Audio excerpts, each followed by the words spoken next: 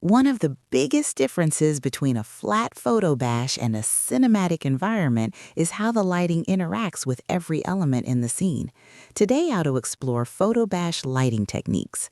Open Photoshop and start with a new canvas around 3600 by 2000 pixels so you have enough room to experiment with different lighting zones.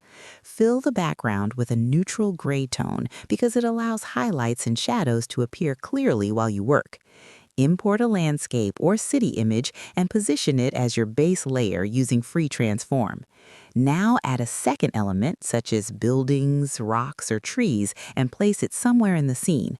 Before adjusting anything else, decide where the main light source will come from.